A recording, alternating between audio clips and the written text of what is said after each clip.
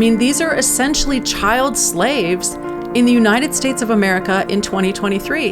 And this has been done by the Biden administration. It is our policies that make this profitable for the cartels. Keeping our republic is on the line, and it requires patriots with great passion, dedication, and eternal vigilance to preserve our freedoms. Jenny Beth Martin is the co-founder of Tea Party Patriots. She is an author, a filmmaker, and one of Time Magazine's most influential people in the world. But the title she is most proud of is mom to her boy-girl twins. She has been at the forefront, fighting to protect America's core principles for more than a decade. Welcome to the Jenny Beth Show. Welcome to the Wild, Wild Southwest. And I'm not talking about the frontier days of the old Wild West USA. I'm talking about the absolute lawlessness happening on our southwest border with Mexico right now. Rosemary Jenks is the Director of Government Relations for Numbers USA. She has been fighting for sound immigration policy for decades, and there are few experts with the vast amount of knowledge she has on this issue. If you really want to know what's going on the southern border, you're going to want to stick around for this entire episode. Rosemary Jenks, thank you so much for being with us today. It's a pleasure. I'm so happy to be with you, Jenny Beth. So you have been working to secure the border for years. Decades. Let's start out with just a slight bit of background about what you do. And then I want to, before we go into solutions, talk about what's going on at the border. It's a hot mess there right now. Yes. So how did you get involved in this issue, and what is it that you do exactly?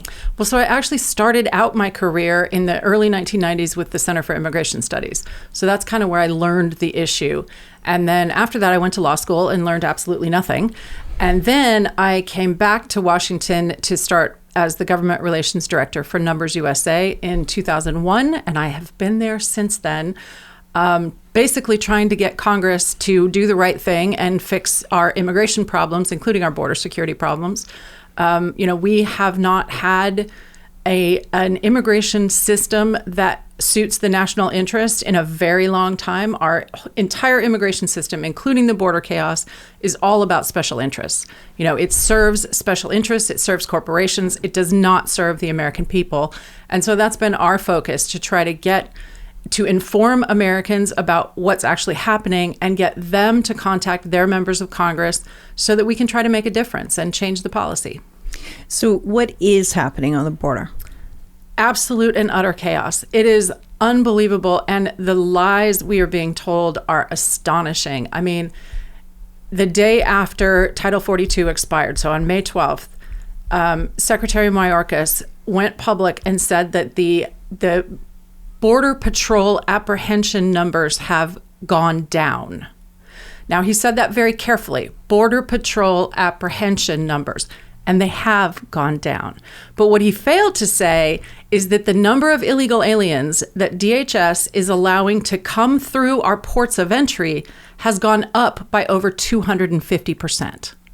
So basically, our government is just diverting illegal aliens to the ports of entry so that we can process them into the United States, mostly give them parole, and release them. Some of them are being given what's called a notice to appear, which is basically a court date. The court date, depending on where the alien ends up in the United States, could be anywhere from 3 years to 9 years from now. So this is a population that our government is allowing to come, is escorting into the United States, taking over from the cartels and bringing them the rest of the way into the United States for years, most likely permanently, because once they're in and, they have a U.S. citizen child or, established ties to the community, it becomes much, much harder to remove them when they are inevitably denied asylum, and they will be denied asylum for the vast majority. So this is a disgrace. It is a tragedy for our country, and the people it's going to affect the most are poor Americans, the people who can least afford it, because they're going to compete for jobs, they're going to compete for resources, they're going to be in the emergency rooms waiting for medical care because the illegal aliens are using the emergency rooms as their health insurance. The schools are going to be increasingly overcrowded. It's just a disaster for the average American. when Secretary Mayorkas says that the apprehensions are down, explain what an apprehension is and how that is supposed to work, and then explain what is actually happening. So compare what should be happening versus what is happening. So apprehensions are when an alien comes across the border between ports of entry and is encountered by a Border Patrol agent. Either the Border Patrol finds them or they turn themselves in. So that counts as a Border Patrol apprehension. There are also inadmissible aliens, in other words, illegal aliens, trying to come through the ports of entry. Normally, an illegal alien would not go up to a port of entry and say, "Would you please let me in?" But they're doing that now because they know they'll get in. What is supposed to happen if an illegal alien crosses the border illegally and is apprehended by the Border Patrol, they are supposed to be immediately put into expedited removal. That means that they should be given no hearing, no other processing. They should be returned to their home country immediately unless they claim a fear of persecution in their home country. As soon as they make that claim, then the whole process changes. And the law requires that the Department of Homeland Security detain them through the entire adjudication process of their asylum claim. Or in the alternative, it can return them to a contiguous country, in other words, remain in Mexico policy, and make them wait in Mexico until their asylum claim is adjudicated. This Department of Homeland Security is doing neither of those, as we know. It is doing what's called catch and release, which for this administration means either that they're giving the aliens a notice to appear in court years down the road, or they're giving them parole, which is a status that the administration does not have legal authority to give them, because parole is very clearly defined in the law as for urgent humanitarian needs or significant public benefit. This chaos is obviously not in the public's benefit. Nor is it for a significant humanitarian concern or urgent humanitarian concern. And so they're being released with parole, which means they're entitled to a work permit, as are the aliens who are given a notice to appear. If they file an asylum claim, then they also get a work permit. So all of these folks will be competing for jobs with Americans and allowed to live here until something else happens. And they may be getting a work permit, but they're really still illegal immigrants, correct? Because the law is being broken to the point that they wind up with that work permit. The law is being broken by the Biden administration, clearly in the parole case. The laws also, and we saw this in the holding from the Florida judge in a recent case where he said that the Parole Plus Alternatives to Detention policy that Biden was using violates the law. It clearly does. The problem is, what is the consequence for that? You know, they're here, they have work permits. The work permits are lawful. You know, they're going to be lawfully authorized to work, except the whole beginning of the process violates the law. Right. But we have no way to hold anyone accountable for that. And that means that it's a very lawless situation. Yes. And one of the things that always bothers me about this is that you have people who are claiming they want to escape from lawless countries, from countries where they don't feel safe or where they want better opportunity or whatever it might be. But by and large, they're run by people who are looking out for their crony friends and not following written law. And then they come here, and the very first thing they do is take that same kind of lawless attitude and apply it here in America. And part of what would make them want to come here, whether they realize it or not, is that we are supposed to be a country of laws, not men. There's supposed to be law and order in our country, and rules are supposed to matter. And right now they don't. They don't. And the reason for this is because the Biden administration, from before President Biden was inaugurated, has been saying, come on in. Everyone is welcome. I mean, he said before he was elected, I want all the illegals to come to the country. I want you to come. They did. They've been told that our border is open. They've seen with their own eyes that our border is open. So why wouldn't they come? I mean, I'm not even sure that a lot of them know that it's wrong, because they've been told by the cartels, they've been told by the president, they've been told by, the vice president, they've been told by the secretary of DHS, come on in. And then you've got people like in New York who are upset because these illegal immigrants are being housed at their schools and gymnasiums. And they're like, no, we don't want this happening. They probably voted for it if they're from New York. Yeah, the same thing's happening in Chicago. In fact, a lawsuit has been filed against the city council that has decided to use an abandoned school in a largely black neighborhood to house migrants. And the black population is up in arms, and rightfully so. As they should be. That's right. They're going to take resources from this poor black community that, should not have to compete with illegal aliens just because the Biden administration says, oh, well, we're going to put some overflow here in Chicago and there in New York. It's just lunacy. And, at some point, someone needs to say to the president, if you're running for re-election, you might want to think about who's supposed to elect you. Because if you have shown such disdain for your voters, why would they come out and vote for you again? Right. The court dates and taking up to 9 years, is that normal for it to take that long? Should it be taking that long? No, and it's because of the massive backlog we had a backlog in the immigration courts before President Biden took office. It has skyrocketed. It has gone through the roof. The entire system is on the brink of collapse. So, because so many people have been let in and told, oh, just show up for a court date sometime in the future. And, the more people come, the further away that court date gets. So, I don't know that we can ever fix this. I don't know what the answer to this population is. And if we have another 2 years of this, I don't know how we survive that. And we probably will have another 2 years of this. I mean, perhaps Biden will get a clue, but I don't think we should be advising people to hold their breath on that. No, absolutely not. I think the one hope is that somebody around the president will say to him, look, you've got to do something about this. The PR on this is not going in your direction. And one thing we can always count on politicians to do is look at what benefits them in their next reelection. And the people around President Biden very much want to keep power. Yes, very much. The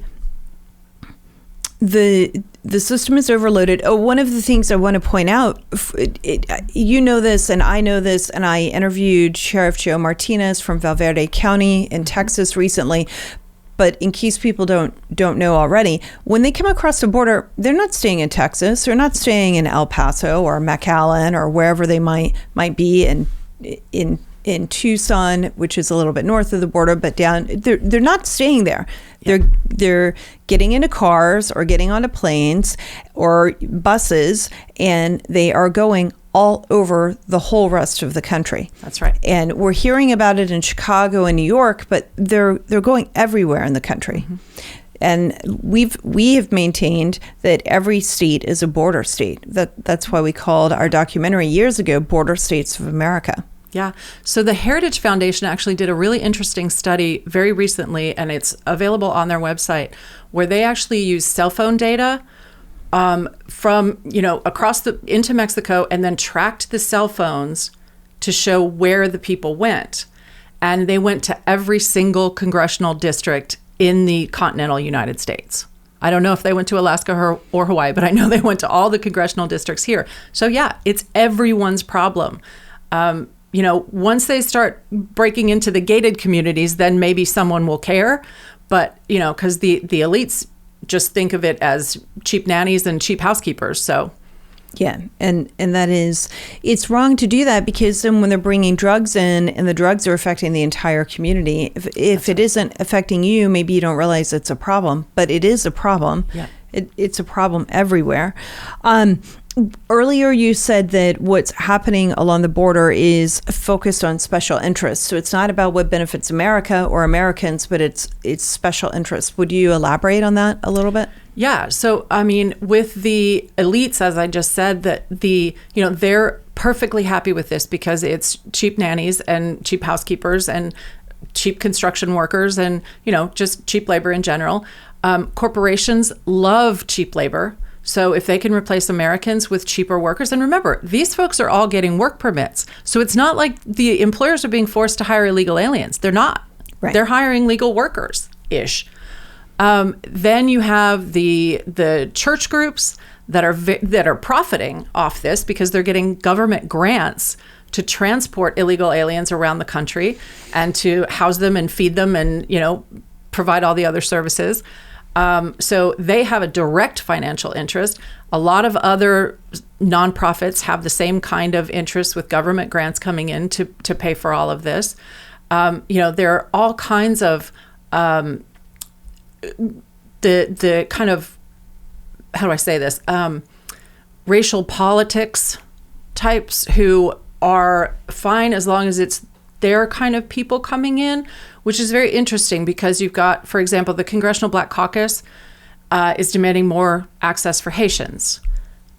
And then the Congressional Hispanic Caucus is saying, well, but I mean, the Central Americans are the ones who should be coming in. We need to make more room for the Central Americans. And then you've got a Cuban delegation that's not talking about Central Americans, but is only focused on Cubans. And so it's like, well, hold on now. This is affecting all of us. So why are we dividing people by nationality and then trying to make special exceptions for them? It's just ludicrous. And that's one of the big underlying problems with our entire immigration system. The 1965 Immigration Act was supposedly passed to take national origins discrimination out of our system of laws. And yet, after 1965, we have the Cuban Adjustment Act, which is just for Cubans. We have had a Haitian amnesty, which was just for Haitians. We've had a Nicaraguan and Cuban amnesty for Nicaraguans and Cubans. We had the Chinese Student Protection Act. There's just a plethora of these national origins-based exceptions to allow more people to come in based on, some political group here that wants more political power. It's disgusting. Michelle Malkin has a really good book on this, yes. Border Inc., and I encourage people to read that book. It'll make you mad, but it's important to read it to understand how these special interests really work.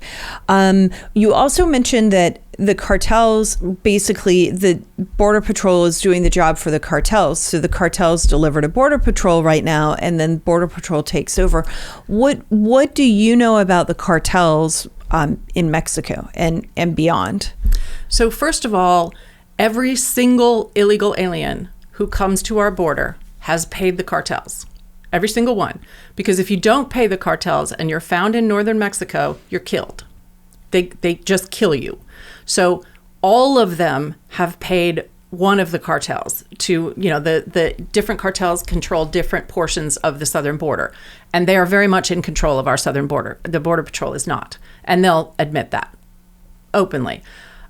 So the cartels charge different prices based on whether you have a child with you. If you're a family unit, it's easier to get you in. Whether they have to get you to Houston or just to the border, that's, it's a higher cost if they have to get you into the country or to a certain destination.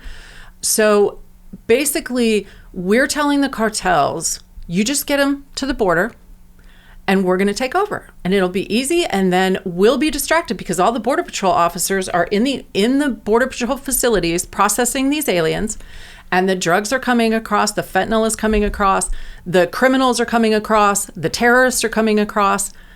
We don't even know who's coming across, except we keep catching, a couple of terrorists in, I think it was near San Diego. Recently. Yeah. It's insane. This is a huge national security threat. It's obviously a threat to Americans' public health with the fentanyl coming in. The idea that people think about this, particularly on the left, people think about illegal immigration as a victimless crime. It's anything but. It victimizes so many people, including the aliens themselves. I mean, they're absolutely being victimized by the cartels, by the smugglers, and we're inviting it. We're incentivizing it. It's sick. It is sick. And sometimes they wind up basically going into almost being, or maybe quite literally being, indentured servants here in America. Absolutely. Because they have committed so much that they will pay. And if they don't pay it, then something may happen to somebody who isn't in America, who the cartels can get to. That's absolutely right. And we just recently saw a big expose, a couple of them actually, in the New York Times about the unaccompanied alien children. Now, the New York Times report never actually said these are unaccompanied alien children, but it's clear that they are, because they were talking about the connection with HHS, Health and Human Services Department. So with unaccompanied children under current law, if they come from Mexico or Canada, they can be immediately returned and reunited with their families in the home country. If they come from a non-contiguous country, they have to be turned over by the Border Patrol to Health and Human Services within 72 hours. And then Health and Human Services is supposed to farm them out to a sponsor as fast as possible. That's actually in the law, so that we hold them as, little time as possible. So instead of vetting the sponsors, HHS is just farming out these kids to, whoever volunteers to take them. And in some cases, you've got sponsors who have 20, 25, 30 of these unaccompanied alien children, not related either to the sponsor or to each other. And they're farming them out for labor and taking the child's wages and keeping it. And the children are working in dangerous conditions. They're working in slaughterhouses and, janitorial services overnight instead of going to school. It's unbelievable that this can happen. I mean, these are essentially child slaves in the United States of America in 2023. And this has been done by the Biden administration.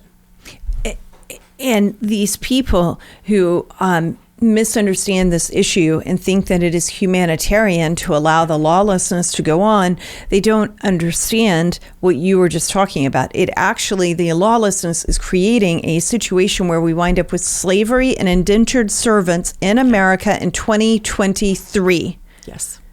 Yeah. And sex trafficking. And, the list of horrors is endless with this kind of situation, because, you're basically holding a carrot out to poor people and saying, you can live the American dream, and then burying them in the worst possible conditions. They're not living the American dream at that point. They're thrust into a terrible, terrible nightmare. Yes. And as horrible as the work conditions that you just mentioned are, then you get into the sexual abuse that happens and the sexual crimes that are happening. That's one of the things when I first started learning about the border that I just was naive to. I didn't understand what was going on with it. And then when we learned about it back in 2014, as we were doing our documentary, some of the things that we learned, we couldn't even include in our documentary because I knew that if I did, no one would believe it. No one would want to know what's happening in America. And it's just horrible. It's absolutely horrible. Yeah. You just reminded me, one of my very first border tours was with former Congressman Tom Tancredo.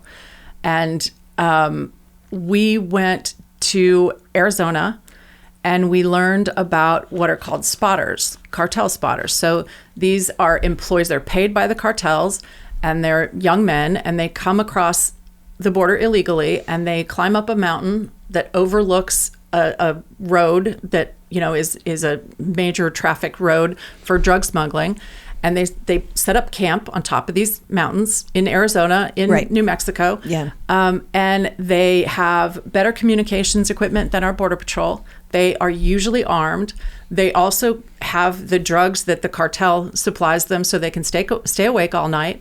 And they tell the drug smugglers, they'll call down to the smugglers, the smuggling vehicle, when there's a Border Patrol vehicle coming, so that the drug smugglers can avoid the Border Patrol.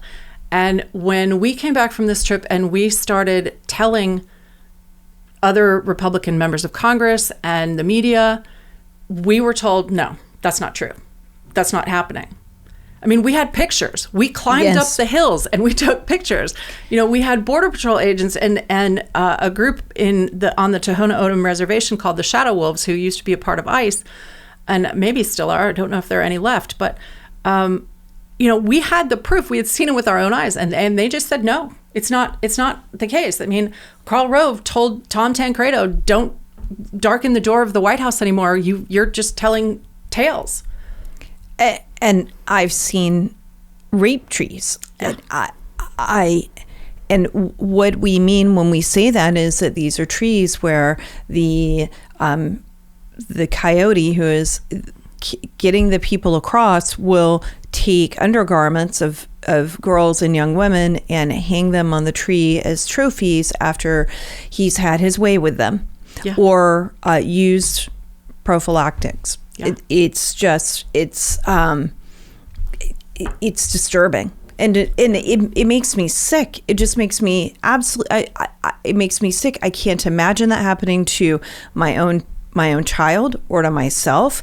And worse, it makes me so angry that it isn't. No one intends. I don't think anyone in the Biden administration or anyone who is doing these open border lawless activity, I think 99.99% do not intend for that to happen. It is an unintended consequence of what happens when you don't enforce the law. That's right. But we have estimates that a third of all of the girls and women who come into the United States illegally are raped. We know that they're given day after pills because they know they're going to be raped. When parents put their children in the hands of cartels to bring them to the United States and they turn over money in exchange for their child, they give their child an abortion pill because they know the child is going to be raped. So the parents, if you did that in the United States, you'd go to jail.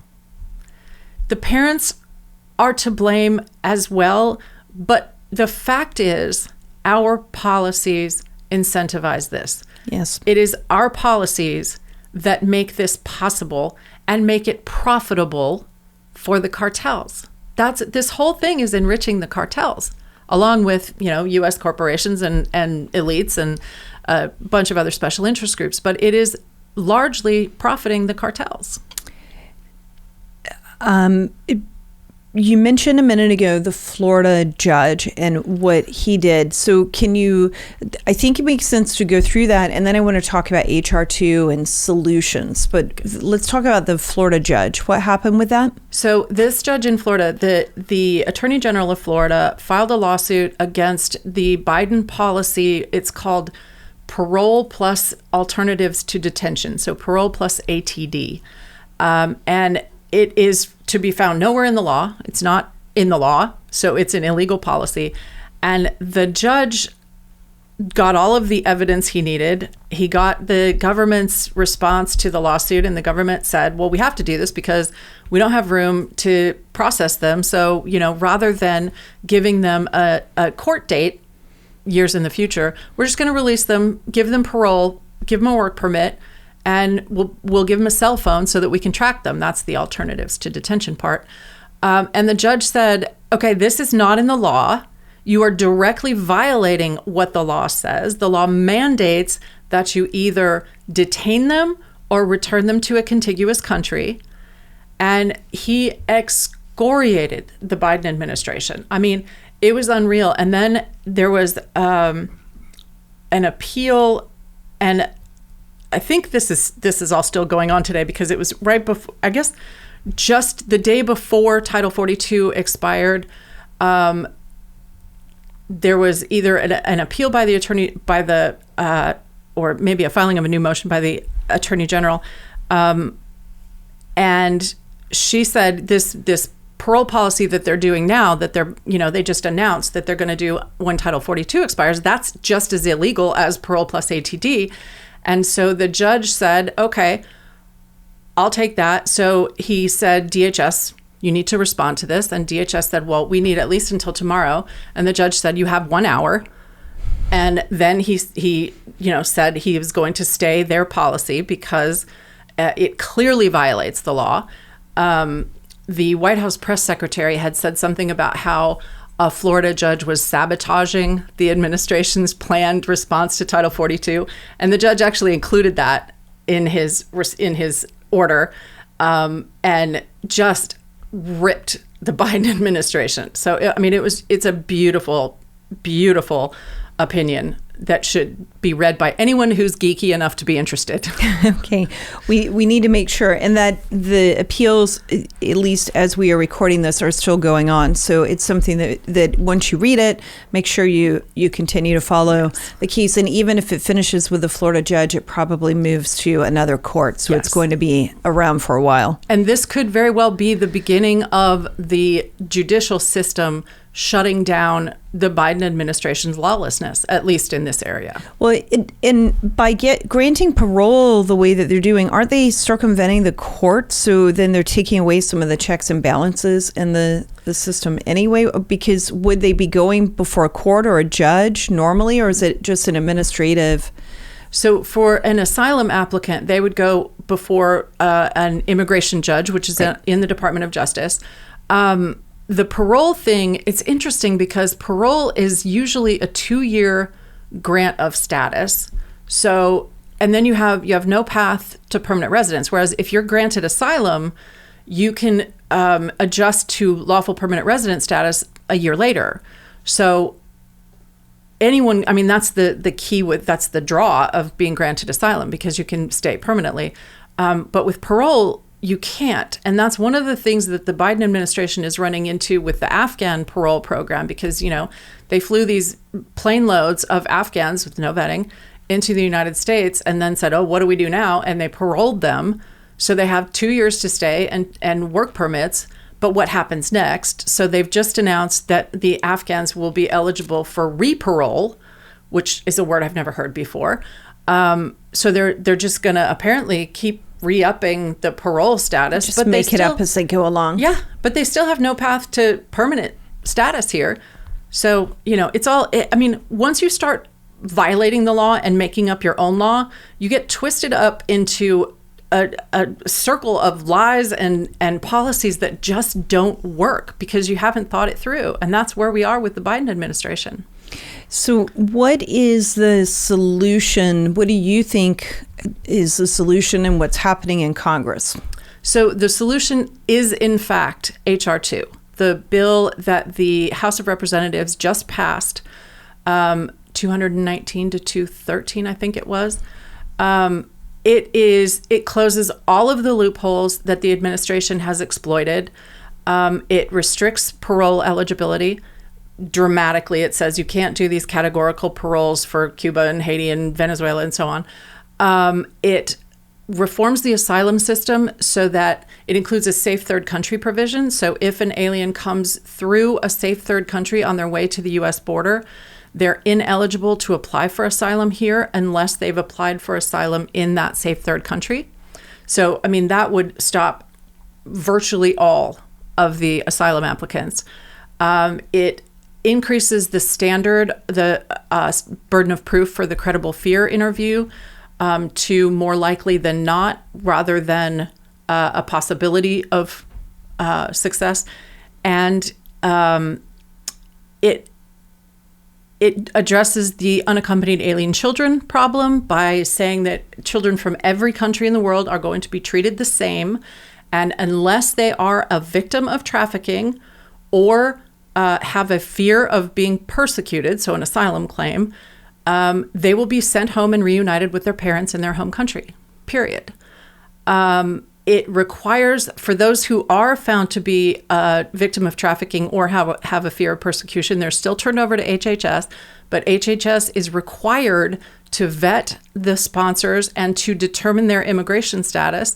And if they're here illegally, which the vast majority are, they're to be turned over to ICE, and ICE is required to initiate removal proceedings. So the whole family will be reunited and then sent to their home country all together as a family unit. Did you mention E-Verify just now? I did not yet. It includes mandatory E-Verify. So any illegal alien in the country who wants to get a job would not be able to get a job after probably 4 years, because agriculture, of course, one of the special interests gets a little extra time so that they can ramp up their use of the H-2A program, or, start recruiting American workers or mechanize. But yes, every employer in the United States would be required to use E-Verify to verify the lawful work authorization of their new hires. So it doesn't affect current employees. But the fact is, in industries where most illegal aliens work, there's pretty high turnover in those, like service industries and construction and so on. So we would kind of churn through the current illegal population. And, we all know that the vast majority of people who are coming here illegally are coming for jobs. They're coming for more opportunity, better income. And so if we take away that magnet, then they don't have a way to support themselves if they're here, and that means they don't have an incentive to come.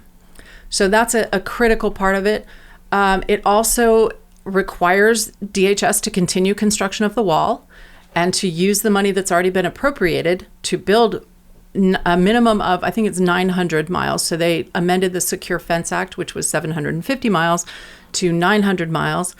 It also defunds the NGOs that are transporting, sheltering, or lodging, transport, and facilitating the entry, and a few other words. But so they can provide food and they can provide emergency medical care, and that's it, or they lose their government grant. And finally, this is one of the things that has been happening in the past few months that is so unbelievable: the CBP One app. So the Department of Homeland Security... CBP is Custom and Border Patrol. Border Protection, yes. Protection. Yes. So CBP created an app several years ago, actually, so that if you're a trucker and you're carrying perishable cargo, you can use the app to call ahead to a port of entry to say, I'm coming, I need to get through quickly because I have perishable goods. You make an appointment to get an inspection, you get the inspection, and you move on. So Secretary Mayorkas has decided that since they have this app, they might as well allow any illegal alien, would-be illegal alien, to download the app on their smartphones, because DHS estimates that 80% of illegal aliens have smartphones. And isn't it nice that they've done that survey? So they download this app on their smartphone, and they can make an appointment to come to the port of entry. This is another way that they're funneling people to the ports of entry so that they can say that Border Patrol apprehensions are down. And so you make an appointment on the app, you show up at the appointed time, and the Department of Homeland Security lets you in and gives you parole, or gives you a notice to appear in court in 10 years, 9 years. So what HR 2 does is say that we're going to go back to the original use of the CBP One app, and that it can only be used to make an appointment for inspection of perishable cargo. So that's kind of just a fun twist in the bill. But yeah, I mean, this bill, I believe, has what is needed to actually stop the Biden border surge if it's enacted and if it's implemented. And you said it's the most robust border security bill in decades. Now, it passed the House. Is it going to pass the Senate right now? No. I hope that one of our Senate allies will do what's called Rule 14ing it, to put it on the Senate calendar. And Rule 14 is just a Senate procedural rule, so that it can go directly on the Senate calendar and bypass the committee markup process. That does not mean, however, that Chuck Schumer is going to bring it up for a vote. He obviously will not. However, it may spur some of the Senate Democrats to start negotiating with Republicans on some kind of border package. And I think the closer we get to an election, the more desperate they become to at least give the appearance of stopping what's happening right now. So, I would also like to see a Senate Republican just introduce the companion version. So, that person can be there to always talk about this, whenever the Democrats say, well, we have a solution. And then the Republicans can say, no, we have the actual solution, and we've got hopefully 49 co-sponsors. That would be amazing if Wouldn't we it? could get 49. I'd be Okay, happy so with 40. I'd be happy with 43 right now. So, so even if that is what we want to happen, it's given the fact that Schumer controls the Senate and the Democrats control the Senate and Biden is in the White House, it probably won't become law right now. Right. So how is this different than sometimes in the past where it seems like Republicans are saying they want to secure the border, but they don't really want to? How do you see this one strategically as being a bit different than just giving lip service? So I have found myself in this very uncomfortable position several times in the past couple of months. And so what I'm going to say now, I hope I'll get to repeat again. House Republican leadership has been amazing in this process.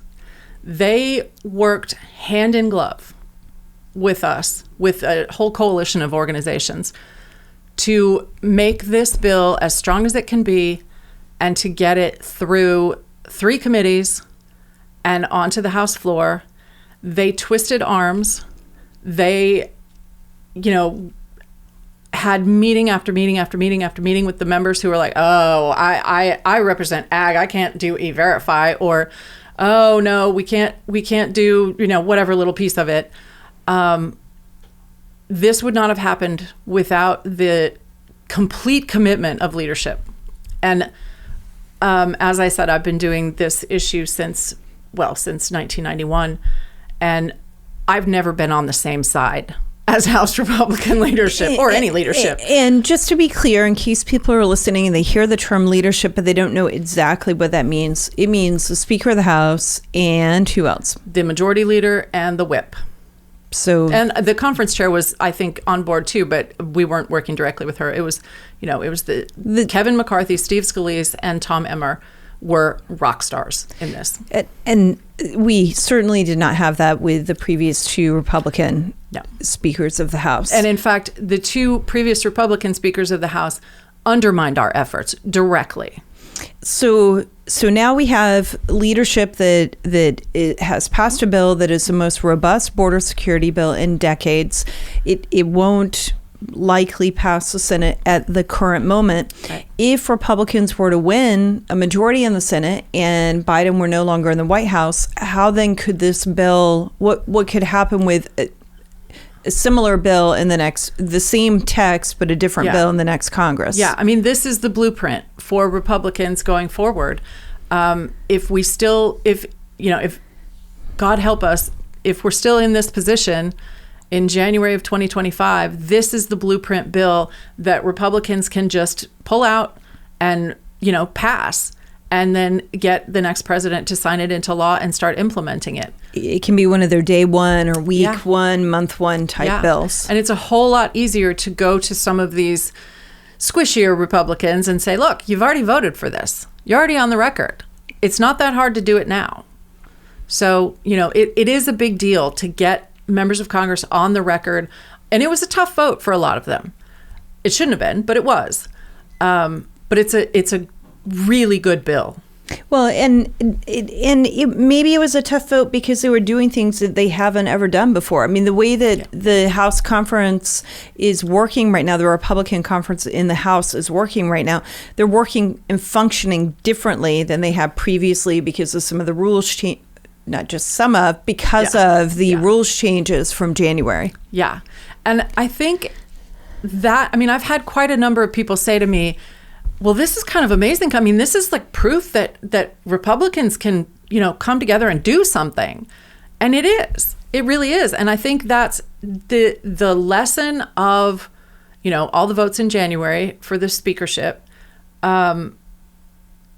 all want to work together and get things done. I spoke to a congressman or a couple of congressmen just the other day, and one of the things that they said is, everything is a fight. It's always a fight. Everything is a fight in Washington, D.C. And I said, so when you say it's all a fight, who are you fighting with? Oh, everybody. And I said, well, does that mean you're fighting within the Republican conference, or are you fighting with the Democrats and the Senate? And they said, oh, we have hardly any disagreement within the conference right now. And I think they're used to saying it's always a fight. But then when I pressed and they stepped back, they're like, yeah, we're actually getting along and getting things done for the first time. So for you saying that you appreciate what leadership is doing, and for these other members to say, actually, yeah, we're pretty unified as a conference. Yeah. And some of them may have taken tough votes because they were dug in on positions previously. Yep. But now they're like, okay, how can we get this passed? Yeah. Yeah. I mean, it's something that I have not seen before in all these years. And I hope we continue to see it going forward. It'd be nice to see it in the Senate, too. It would be. It really would be. But what are we probably going to see in the Senate from Senator Durbin, I believe? So Senator Durbin and a whole bunch of Senate Democrats just this week introduced a bill that is the very last thing that you would want to pass if you have the border chaos that we have. It basically throws money at DHS, gives them a ton more money so that they can process more people in faster. It's so bad. Yeah, it's so bad. It's just unbelievable. And they've got a couple little provisions that they increase penalties for smugglers, and they increase penalties for the spotters we were talking about. So basically, it allows them to say, we're tough on the cartels and we're tough on the smugglers, the really bad ones. But all the rest of these people, they're poor and they should get in. So I was talking to someone else today, and he said, well, how would you compare H.R. 2 with the Durbin bill? And I just laughed and said, there is no comparison. But then I said, well, it's like if you have a water leak in your basement, the first thing you do is go turn off the water. You shut off the water main, right? So H.R. 2 is shutting off the water main.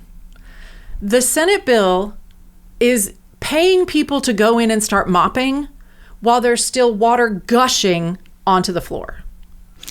And maybe pulling it apart a little bit further, because or like plugging in something electric in the water. Yeah, because if you throw more money in it at them to process more people faster, then you're going to get more people to process. Exactly. Which means more are going to be coming. And it isn't, I don't think that, and you can speak for yourself on this, but I'm not opposed to immigration. You're not opposed to immigration.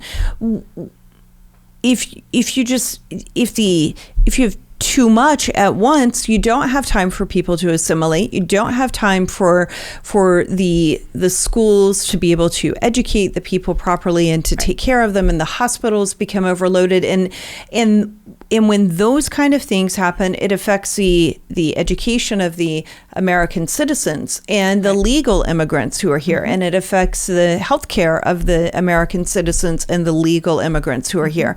And then when you have the drug situation, because you don't have time to vet people and you don't know, and people who are smuggling drugs across continue to be able to do that harms everyone in America, whether you're here legally or not. You're going to wind up being harmed by that at some point. That's absolutely true. And one of the things that's really offensive along those lines is that U.S. Citizenship and Immigration Services, which is the agency that has to process the work authorization applications and some parts of the asylum applications and so on, they're funded by fees paid by people who want to come here legally. So you pay USCIS a fee to file a petition, and the sponsor has to pay to file, all the sponsorship papers and all that kind of stuff. That's the money that's being used to process these illegal aliens. So the people who are here legally, working through the process legally, are paying the way for the people who are breaking the law to come here. It's even a little bit worse than that, because it's the people who are still in the legal pipeline, who are still paying the money and are not here yet. They're watching these floods of illegal aliens come in, and their money is being used not to process their applications, because those are all on hold. Nobody has time for that. Well, to process the illegals. People are breaking in line in front of them. Oh, absolutely. And they're paying for them to break in line. Hundreds of thousands are breaking in line in front of them. Yeah. And that's not fair or right to the people who want to follow the law. That's right. It's just wrong. And it's not humanitarian. No. And it's not compassionate. Lawlessness is not compassionate. Yeah. And, why would we destroy the greatest country on earth, the country that is a beacon for all these people? Why would we destroy that by eliminating the rule of law, the foundation of our nation? It's part of what sets America apart. Absolutely. And set America apart from so many other countries, because we're writing down the laws, and anyone can see what the law is plainly, so they know where they're going to get into legal jeopardy and how to avoid it.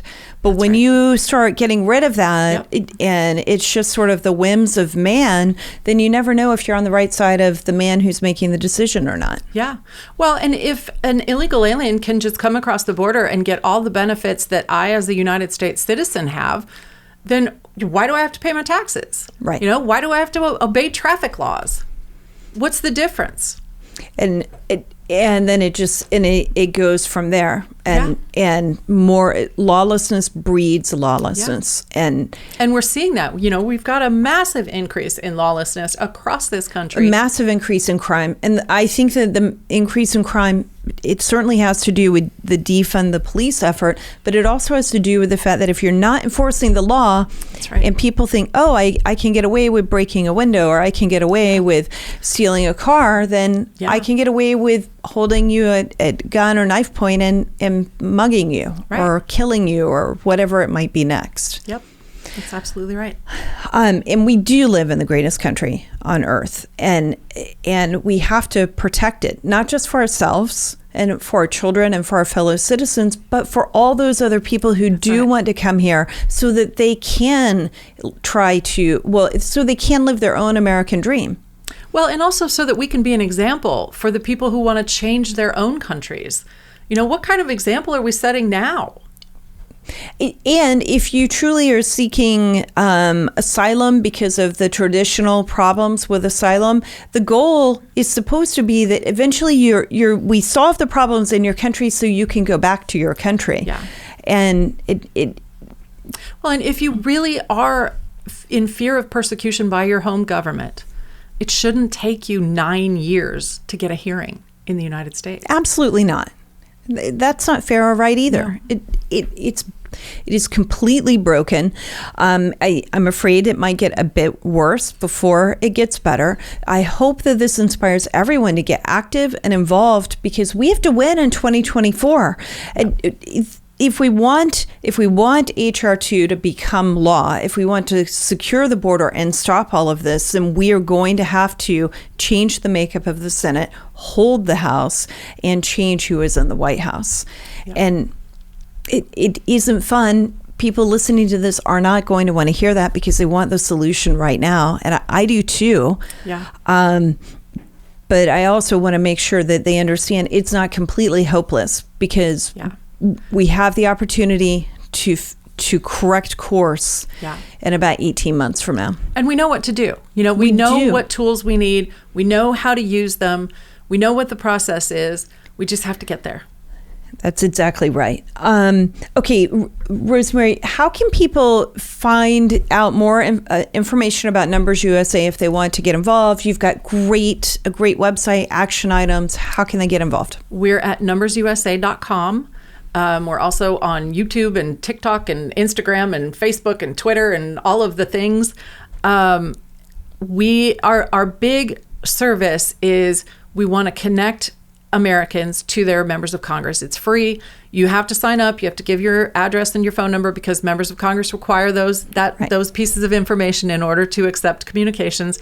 But we'll give you the information. We'll write the emails. We'll give you calling notes, talking points, and make it as easy as possible for any American to contact their member of Congress and tell them what they think about what's happening and what needs to be done and what our immigration policy should look like. That is very good. Well, Is there anything else that you want to say about the issue before we close out? I just want to make sure that I haven't left anything out that you want to say. I think we've covered it, Jenny Beth. I think so. But you and I could probably, we have, and we probably could talk for a few more hours about it because we care about it so much.